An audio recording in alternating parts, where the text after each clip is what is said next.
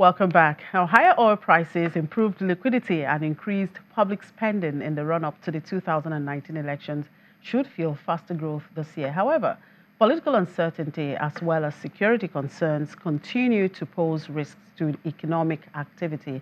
Our Adedipe Associates, in its mid-year economic review, believes that the fate of the Nigerian economy still hangs on hydrocarbons. According to them, vulnerability may only be mitigated by pursuit of business unusual, strengthened non-oil sector to truly diversify foreign earnings and reduce reliance on import consumption. I'm now being joined by the Chief Consultant, Adedipe Associates, Dr. Biodo Adedipe. Thank you very much for joining us, Dr. Adedipe, on this show. My pleasure. Right, let me begin with the current political situation. What's your view? What does it mean for the national economy? Now, when we look at what is happening in the political scene, it portends some risk to the economy in the sense that once leaders begin to pay more attention to politics than running the economy, then ultimately what affects the ordinary man on the road becomes what you might call, it takes the backseat. And then at the end of the day, you find that when all the dust settles, we return to a bigger problem than what we left when we began to engage in political squabbles.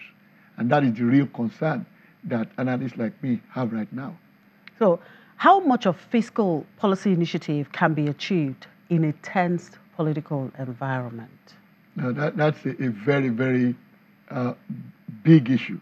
Big issue because, number one, the budget for this year was passed and also signed into law very late. We lost half of the year effectively. And ordinarily, the second half year should be the time you ramp up speed in terms of what we call the running rate of execution. But unfortunately for Nigeria this year, being a pre-election year, that second half of this year is when all these preparations for the general elections of 2019 will begin. In which case, the time we are supposed to be executing our fiscal agenda is when politics is taking the attention of the executors away from their normal responsibility. So ultimately then, the value we expect to get from the fiscal operation this year, we might not get it. Right. So where does that now leave? What is now the fate? Where do you see the fate of the budget with all of this? Well, we might not execute the budget to the kind of extent we saw last year, and I will make reference to the numbers. Now, between June last year, that's 2017, and September 2017, close to 1 trillion naira of the capital budget had been committed to execution. Now, I can't say the same for this year because as at the time we are supposed to be dealing with execution, we are talking about political positioning and all these issues as squabbles. So ultimately, therefore, we might end up executing a lower percentage of the budget this year compared to 2017. In fact, at a time that is most critical for Nigeria, when you look at the way the economy has grown and also what happened in the first quarter of this year, where, yes, the economy recorded a positive growth of the GDP, but that growth rate slowed compared to the last quarter of 2017. And in fact, by the time you place that on the trend line, it shows that the economy is slowing down toward the trend line of GDP growth rate, which means if nothing is done in fiscal operations, and this is how important your question is, if nothing is done that is significant, then we may see the economy actually dip below that trend line.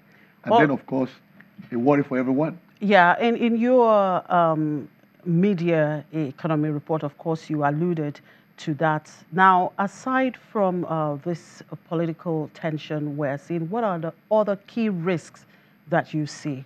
One major risk here is what we consider as capital importation. Now, foreign investors put a lot of money in here. Nigerians in diaspora also invest here.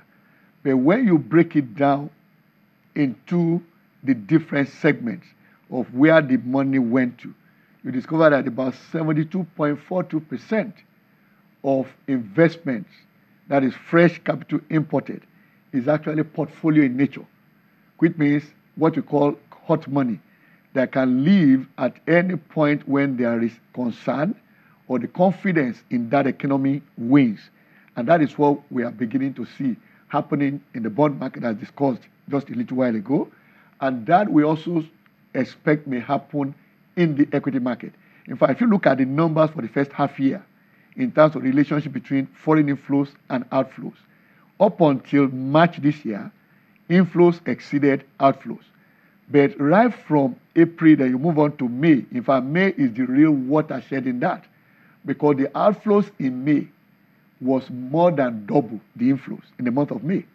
And then when you look at also June, we had about 54, coming in, and about 47 coming in and 54 going out. So when you now take the figures for the first half year, you see that outflows exceeded inflows, which we did was not a surprise to us, in the sense that we had compared the pattern in the pre-election year and the year of election in the last 20 years in Nigeria. And so when you look at that pattern, you see that usually towards the election, foreign investors move out. But it is more worrying now because the portfolio investors are the dominant players in that market. So that is why we see it as a big risk. So which also means that it's a time that the government should worry more about building investor confidence.